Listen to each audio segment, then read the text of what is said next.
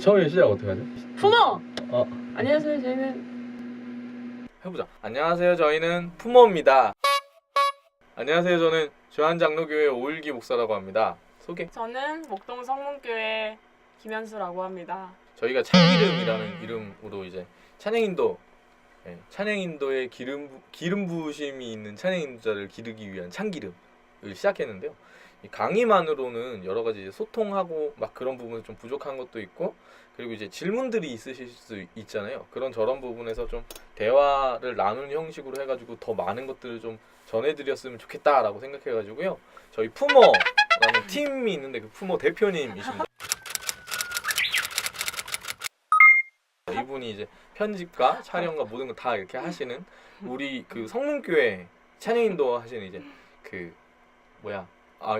수루수루 김영수루님, 네, 이렇게 모셨습니다. 한번 얘기를 해보려고 하는데, 그 어떻게 참기름 여태까지 이제 3개 멘트 이제 콘티 관련돼서 나간다고 하는데 잘 보셨나요? 네. 오늘 콘티 이거 했죠. 첫 클립 어땠어요? 찬양인도 배웠을 때가 새록새록 생각이 났습니다. 아, 그래요? 멘트 관련된 거는 본인이 이제 편집하고 이렇게 보셨는데 어떠셨나요? 보시면서? 이거 무슨 정보가 유용했다는 얘기죠? 네, 그렇습니다. 예. 그렇죠. 처음에 찬양인도 하셨던 얘기 이렇게 들려주셨는데 찬양인도 한 지 얼마나 되셨죠? 2년 넘었어요. 어떤 계기로 찬양인도를 하시게 되셨나요?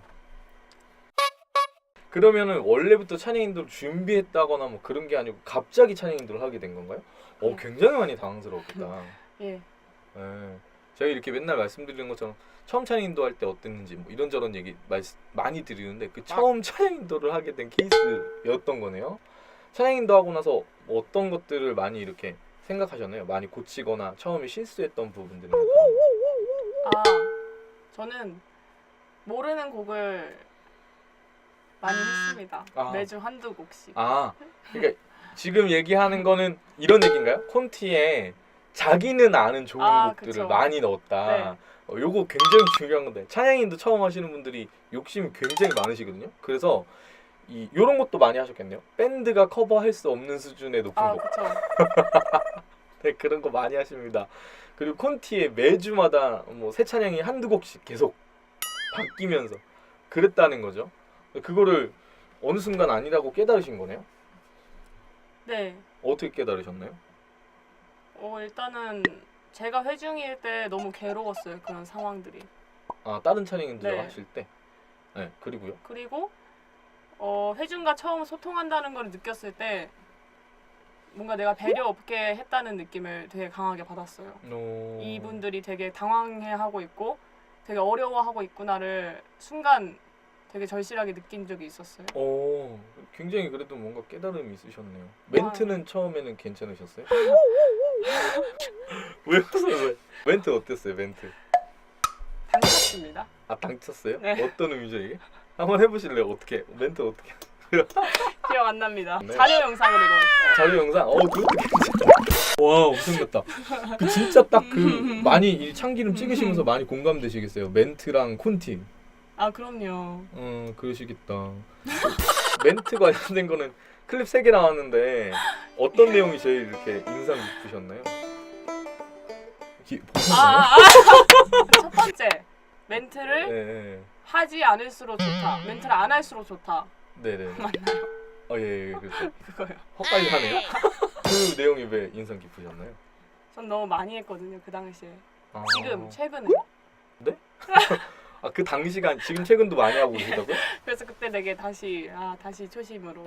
그 참기름을 찍을 때쯤 네. 해가지고 근데 이게 좀 어려운 것 같아요. 그러니까 저희 교회 저희 대장 목사님 계신데 이제 제가 청년국 소속인데 청년국 담당하시는 목사님이 찬양을 너무 엄청난 분이세요. 그래가지고 저한테 이렇게 조언을 해주시는데 하나같이 다 너무 잘 맞는 얘기를 해주세요. 근데 어떤 날은 이렇게 있으면은 저 스스로 그걸 느끼거든요. 멘트가 너무 많다. 그런 느낌 있을 수 있잖아요. 맞아요. 그래서 좀 깔끔하게 가자 이렇게 이렇게 있으면 목사님이 이런 얘기 하시는 거예요. 잘하는데 근데 은혜 받았을 때 말이 이렇게 빨라지면서 멘트 이렇게 나올 때 그게 되게 좋더라.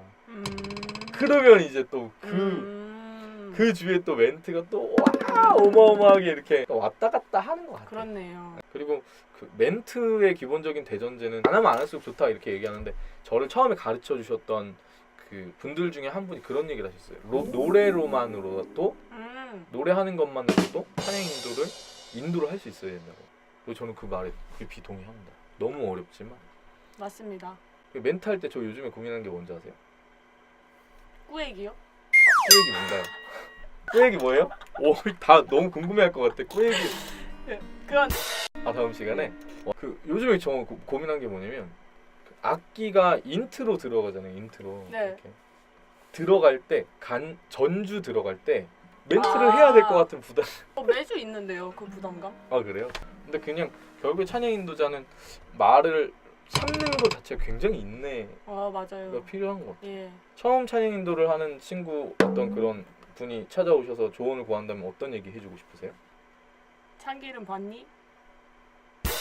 저희가 이제 헛갈렸잖아. 콘티 관련된 얘기를 합니다. 콘티 관련된 얘기 첫 화를 보셨는데 질문이나 뭐 그런 거 혹시 있으세요? 어떤 느낌적인?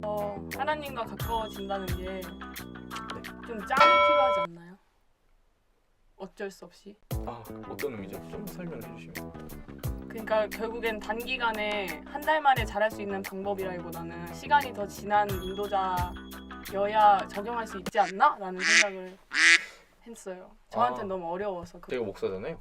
근데 공감하면서도 저는 뭐라고 얘기하고 싶냐면 성경에 보면 이제 먼저 된 자가 나중되고 나중된 자가 먼저 된다고 얘기하잖아요. 그걸 연차로만 따질 수 있는지를 먼저 물어보고 싶은 거죠. 그리고 이거는 관계이기 때문에 우리는 수치로 뭔가를 자꾸 재려고 하는 것 같아요. 내가 더 친하고 내가 더 나는 100점짜리고 너는 90점짜리고 120점짜리 누가 있다 이렇게 보는 경향이 있는데 하나님이 우리를 보실 때 제가 오목사기 때문에 제 찬양 인도는 120점이고 연수님이 찬양 인도 하는 거는 80점 이렇게 매기지 않거든요. 네, 그러니까 개별적으로 하나님과의 관계에 대한 부분인 거죠. 근데 그 관계라는 것은 비교할 수 있는 누구는 오래됐고 누구는 그렇게 얘기할 수 있는 게 아니고 그냥 온전히 지금 이 순간부터 내가 지금은 아직 잘 모른다 할지라도 하나님을 알아가고자 하는 그 마음의 태도로 나아가는 것이 중요하지 않나 싶은 거죠. 네, 그러니까 이거는 서서히 적응이 더 되면은 물론 이제 우리가 하나님께 이렇게 좀 더 이렇게 말씀 묵상하는 거나 기도하는 거 이건 적응이 될 수 있겠죠. 근데 이렇게 신앙생활 하신 분들은 대부분 공감하실 것 같은 게 신앙이 오래된다고 신앙이 좋아지진 않아요. 맞습니다. 예, 그런 것 같아요. 그래서 그냥 지금 이 순간에 그 태도가 중요한 거죠. 내가 그 찬양을 회중들이 편한 찬양을 또 우로도 이렇게 배려를 해줘야 되지만 기본적으로는 하나님이 어떤 곡을 듣길 원하실까? 라는 고민을 하는 게 필요할 거라는 거죠. 본인도 그렇게 많이 하지 않으세요? 사실 어느 정도 다 그렇게 하는 것 같아요. 요즘에 올라오는 다른 찬양 집회, 콘티 이런 거 보고하고 그쵸. 네, 그런 거 되게 많이 하잖아요. 네. 그게 마냥 나쁘다 이렇게 볼 수는 없지만 사실 콘티를 짜는 기본적인 요소는 개인 예배 안에서 자기가 예배하는 부분 안에서 영감을 얻는 게 가장 좋은 출처가 된다고 저는 믿거든요. 결국에 이제 그 태도를 얘기하는 거죠. 네.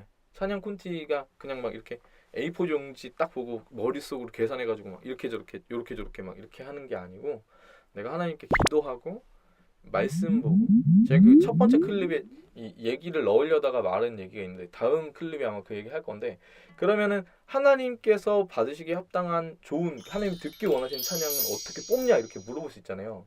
제일 큰 게 뭐냐면 그 주 설교 본문을 통해서 콘티를 짜는 거예요. 그 본문의 내용을 묵상하고 그걸 짜는 거죠. 그러면은 설교랑 이제 찬양이랑 한 흐름이거든요.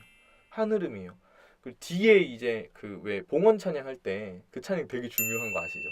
헌금 찬양이요? 네, 뒤에 적용 찬양이나 헌금 찬양 이런 게 되게 중요한 거 아시죠? 목사님이 얘기할 때는 막 회개에 대해서 막 얘기하고 우리가 회개해야 됩니다. 이런 설교를 했는데 갑자기 기쁨의 찬양을 봉헌하는 신이 났어. 이러면 좀 약간 동떨어진 느낌이 나잖아요. 그래서 말씀을 바탕으로 앞에 콘티에서는 이렇게 주님이 우리를 품어주십니다 이렇게 저렇게 했는데 갑자기 회개해야 된다고 이게 두 개가 흐름이 같아야 회중들도 은혜를 받는 거기 때문에 맞아요. 그거에 대해서 아마 얘기를 좀 할 것 같습니다. 하고 싶은 얘기 있으세요? 지금은 잘 모르겠는데 보셔서 아시겠지만 저희가 미숙합니다. 이런 거 이제 처음이고 이 컨텐츠를 만드는 목적 자체가 인도하시는 분들한테 조금이라도 저희도 어설픈데 도움이 되려고 하는 거기 때문에 보시고 좋은 정보들을 많이 받아가셨으면 좋겠습니다.